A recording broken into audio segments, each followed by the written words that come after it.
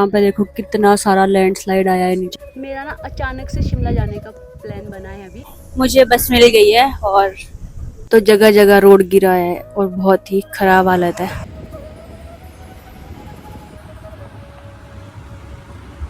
पता नहीं बस रुकी है क्यों रुकी है। इधर इधर से ये टूटा हुआ है। यहाँ पे बहुत सारी पुरानी यादें हैं मेरी।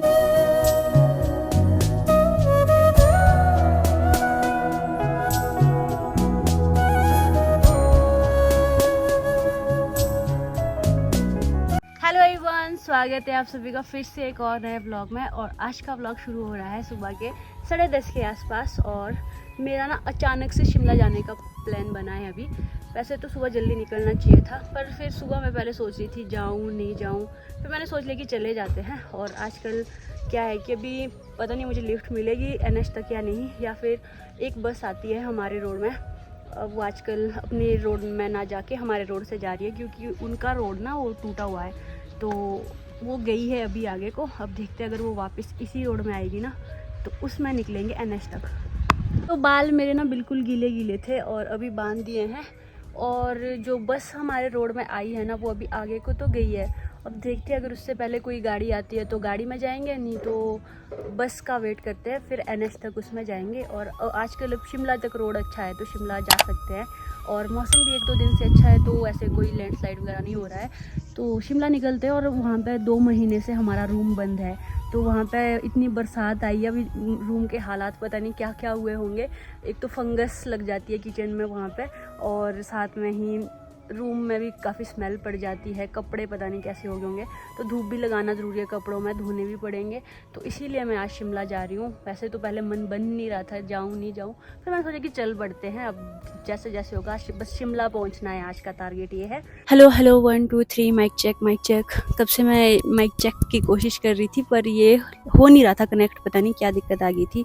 अभी शायद हो गया है कनेक्ट। और आजकल देखो मौसम बिल्कुल साफ हो गया है और चारों तरफ ग्रीनरी है। थोड़े थोड़े हल्के हल्के बादल आते हैं, लेकिन मौसम अब पूरी तरह से ठीक है। अब मतलब आप ट्रैवल कर सकते हो। फिलहाल बहुत जगह तो अभी रोड अभी भी बंद है। तो सामने से एक टैक्सी आ रही है, अगर इसमें सीट हुई तो इसमें चले जाएंगे। ये अपने ही भैया है गाँव से। चलो, तो यहाँ पे अपने गांव के भैया मिल गए, इनकी टैक्सी है और ये भी जा रहे होंगे रामपुर की ओर। और बाहर का मौसम देखो कैसा है।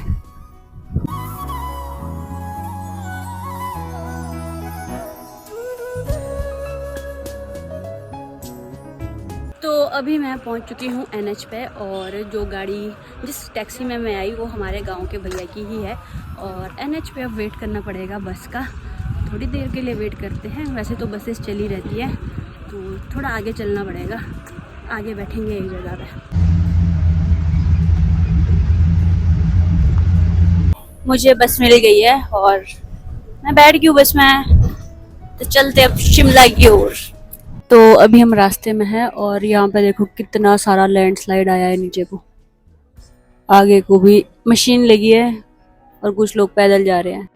इस साल की बरसात के बाद ना रोड के तो बहुत ही बुरे हाल हुए हैं। पूरी पहाड़ियाँ ऊपर से दरक रही है। और ये एक पैच था बीच में, ये कम से कम रहा होगा 2 से 3 किलोमीटर का पैच है ये। इसमें पूरी जगह रोड नीचे गिर रहा है और यहाँ पे जगह जगह मशीन्स लगी थी। और यही वो रास्ता था जहाँ पे पत्थर भी लगे थे बस को।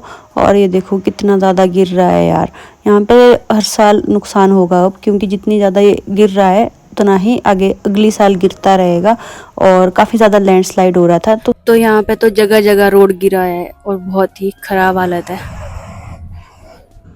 फिर हमारी बस रुकी थी लंच के लिए, जहाँ पे मैंने खाई आइसक्रीम। और इसके बाद ना मुझे थोड़ी नींद भी आने लग गई थी। लेकिन अभी जब भी मैं ट्रैवल करती हूँ ना, मेरे थॉट प्रोसेस काफ़ी ज़्यादा चलता है दिमाग में कि क्या क्या है क्या क्या नहीं है। बाकी टाइम तो मैं हमेशा ब्यूटी इंजॉय करती थी। जितना भी रास्ता था घर से लेके शिमला तक का बहुत अच्छा रास्ता था, इस बार जो नई चीज़ देखने को मिल रही थी वो हर जगह की डिस्ट्रक्शन ही देखने को मिल रही थी।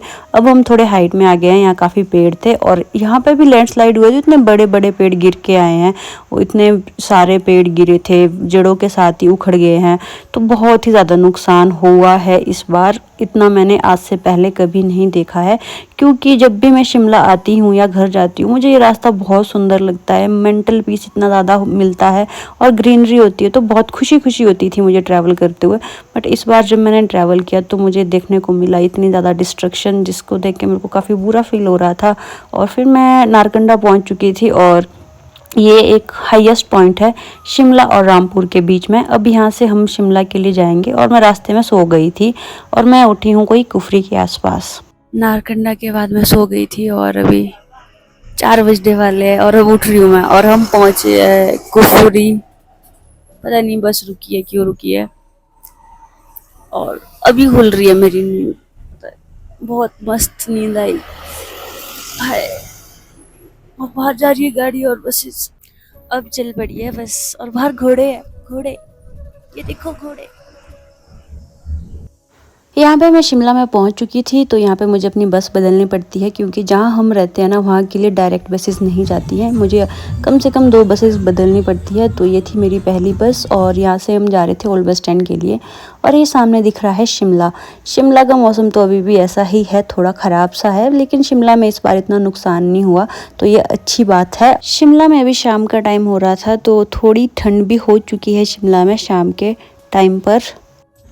तो फाइनली मैं समर हिल पहुंच चुकी हूं और अब मैं जा रही हूं अपने रूम की ओर। और यहाँ पे तो मौसम बहुत कोहरे वाला है, नीचे भी कीचड़ कीचड़ है यार। रास्ते में तो बहुत जगह धूप लगी थी और अच्छा था मौसम। और यहाँ देखो मौसम कैसा है। वैसे तो भी शाम के 5 बज रहे हैं, 5 सवा 5 हो गए हैं और यहाँ देखो मौसम कुछ इस तरह का हुआ है। अब चलते हैं फटाफट से रूम। हालत तो पता नहीं क्या होगी पर फिलहाल आज कुछ नहीं करेंगे, आज तो रेस्ट ही करना पड़ेगा क्योंकि अब रात हो जाएगी तो बाहर भी क्या निकालने कपड़े। तो मस्त चाय पियेंगे और देखते हैं क्या होता है। जल्दी से रूम पहुंचते हैं। और रास्ते में मुझे एक बंदर भी मिल गया था, साथ में डंडा भी मिल गया था। अब ये डंडा अपने साथ ले जा रही हूँ और साथ में ही भोलेनाथ को भी करते हैं प्रणाम। वापस भोलेनाथ के दर्शन हो गए। फिलहाल मैं अभी अपने रूम में पहुंची हूँ और जस्ट कपड़े बदले मैंने। ये धोए हुए कपड़े थे और ठीक है ये वाले, लेकिन बाकी कपड़ों में कुछ एक कपड़े हैं जिनमें सीलन पड़ी है। जो बेडशीट है नीचे इसमें भी थोड़े फंगस सी लगे और स्मेल आ रही है बहुत। तो मैंने सबसे पहले विंडो ओपन कर दी है और बेडशीट चेंज करनी पड़ेगी। आज तो मैं कुछ नहीं करूँगी, कल से देखते हैं। बहुत सारे कपड़े हैं जिसमें धूप लगानी पड़ेगी और धोने पड़ेंगे बहुत अच्छे से। और फिलहाल के लिए तो जो पिलो कवर हैं उनमें भी काफ़ी ज़्यादा फंगस लगी है और किचन में भी थोड़ा बहुत फंगस लगी है और पता नहीं थोड़ा बहुत टूटा भी है। तो गैस का देखो कुछ ऐसा हाल हुआ है। वैसे तो ठीक ही है, मैंने जितना सोचा था उससे तो ठीक ही हालत है। मैंने सोचा बहुत ज़्यादा गंदी हालत होगी पर थोड़ी बहुत इधर फंगस लगी है। तो ये देखो गैस के ऊपर कैसे ये वाइट लगा है, इसके अंदर भी लगी है ये ऐसी कुछ फंगस लगी है। और 2 महीने बाद रूम को देख रहे हैं तो ऊपर को भी इधर भी ये भी लगी है और यहाँ से तो इधर से ये टूटा हुआ है। और इसके जो नीचे पहुँचा है सीमेंट, ये देखो गाइस सीमेंट यहाँ पहुँचा है, ये देखो ये पता नहीं कैसे टूट गया। ये देखो यहाँ ऊपर विंडो के पास से सीमेंट टूट के नीचे पहुँचा है। तो कुछ ऐसे हाल हुए हैं और बाकी अभी किचन साफ़ करना पड़ेगा अच्छे से। ये देखो यार ये वाला कुछ ज़्यादा ही ख़राब सा दिख रहा है। तो वैसे तो सब कुछ ही साफ़ करने के लिए है। राहुल के कपड़े थे यहाँ पे, उसने दरवाजे के पीछे रखे थे और उसके हाल तो बहुत ही ख़राब हुए हैं, ये भी धोने पड़ेंगे। और टावल धोने को हैं, बहुत मतलब स्मेल भी बहुत आ रही है रूम से। तो वैसे तो अभी फ़िलहाल विंडो खोल के रखी है मैंने, तो थोड़ी फ्रेश एयर आएगी। और बाहर अभी भी कोहरा ही कोहरा छाया है चारों तरफ। शाम के 6 बजने वाले हैं और मैं अब सबसे पहले बेडशीट चेंज करूँगी और उसके बाद चाय बनाऊँगी, फिर चाय पियेंगे शायद, फिर देखते क्या होता है। तो अभी फ़िलहाल के लिए मुझे ये वाली बेडशीट चेंज करनी है और ये वाले पिलो कवर भी चेंज करने पड़ेंगे। और ये देखो उधर दीवार में कैसी सीलन पड़ी है और उसके बदले ये साफ़ वाले पिलो कवर लगाऊंगी और साथ में ही इसके बदले भी एक साफ़ वाली बेडशीट बिछाती हूँ। तब थोड़ा ठीक लगेगा। तो फाइनली अभी बेडशीट चेंज कर दी है, अब थोड़ा अच्छा लग रहा है और अब मैं भी थोड़ा रेस्ट करती हूँ। आपसे मिलते हैं बाद में। तो अभी जस्ट मैं ये व्लॉग एडिट कर रही थी और मैंने ये भी देखा कि उसके बाद मैंने इसको आगे कंटिन्यू नहीं किया था, शूट ही नहीं किया था। तो फिलहाल इस व्लॉग में इतना ही और इस व्लॉग को यहीं एंड करती हूँ। आई होप आपको ये व्लॉग अच्छा लगा होगा। अगर अच्छा लगा है वीडियो को लाइक और शेयर करें, चैनल पर ना तो चैनल को सब्सक्राइब करके जरूर जाए। Thank you so much for watching. This is Madhu Verma signing off. Bye bye, take care. और ना मैं अपने साथ लेके नहीं आई हूँ ट्राइपॉड, और भी चीज़ें भूली हूँ मैं घर पे। और साथ में एक चीज़ ये भी है कि आजकल ना मन थोड़ा ऐसे अजीब सा हो रखा है कि कुछ करने का मन नहीं करता ज़्यादा, ना व्लॉग बनाने का मन कर रहा है, ना ही अजीब सा मन है, पता नहीं। तभी मैं जब मुझे ऐसे अजीब सा चिड़चिड़ापन आ जाता है ना, उस टाइम मैं फिर अकेले रहना पसंद करती हूँ। जैसे मैं आजकल अब शिमला आ गई हूँ, तो मैं यहाँ पे रहूँगी अकेले कुछ दिन और अपने थॉट्स कलेक्ट करूँगी, अपनी थिंकिंग जिस तरफ जा रही है देखूंगी सही है या गलत है। बीच बीच में अपने लिए ऐसा टाइम निकालती हूँ जहाँ पे मैं सेल्फ रिफ्लेक्ट कर सकूँ कि मैं किस डायरेक्शन में जा रही हूँ, क्या हो रहा है लाइफ में। और अभी 10 एक दिन है मेरे पास और उसके बाद लाइफ बहुत बिजी होने वाली है, बहुत ही ज़्यादा, क्योंकि उसके बाद शॉपिंग शुरू हो जाएगी और मुझे आइडिया भी नहीं है क्या क्या करना है।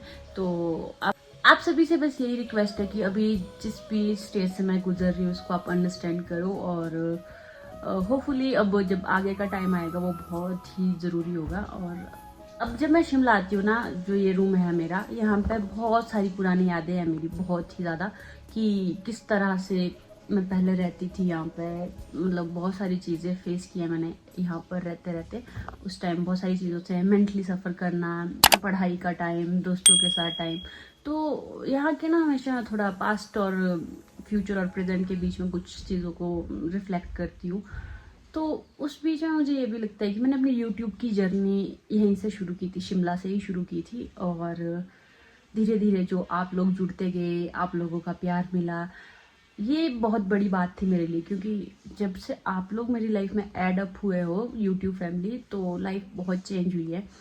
कई बार मैं यहाँ पर रहते देखती हूँ कि जब मैं यहाँ पे हूँ तो मुझे ऐसा लगता है कि एक टाइम वैसा भी था, वही मैं इतनी डिप्रेस्ड थी, लाइफ को लेके मेरे अंदर कोई होप नहीं रह गई थी। और अभी मैं उस स्टेज से कितना आगे बढ़ चुकी हूँ। तो उसके लिए आप सभी का थैंक यू, शुक्रिया। तो उसके लिए आप सभी का थैंक यू दिल से, क्योंकि मैं एक्सप्लेन नहीं कर पाऊँगी वो वर्डिंग में, मैं शायद इमोशनल हो जाऊँगी वो चीज़ें बताने में। मैं हमेशा आपसे क्या शेयर करती हूँ, ऐसे डेली रूटीन शेयर करती हूँ, गाँव की लाइफस्टाइल शेयर करती हूँ।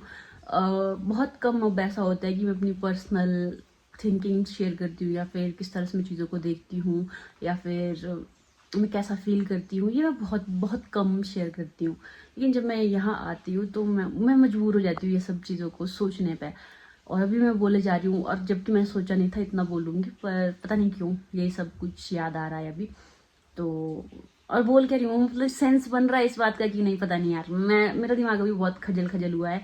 तो कोशिश करेंगे कि अपकमिंग दिनों में इसे थोड़ा शांत करें। और जो थोड़ी चिड़चिड़ापन मेरे अंदर आया है, गुस्सा, थोड़ा अग्रेशन भी है, पता नहीं क्यों, उसको थोड़ा कम करेंगे और अच्छे से फिर वापस अच्छे अच्छे व्लॉग बनाएंगे। Thank you so much for watching, bye bye.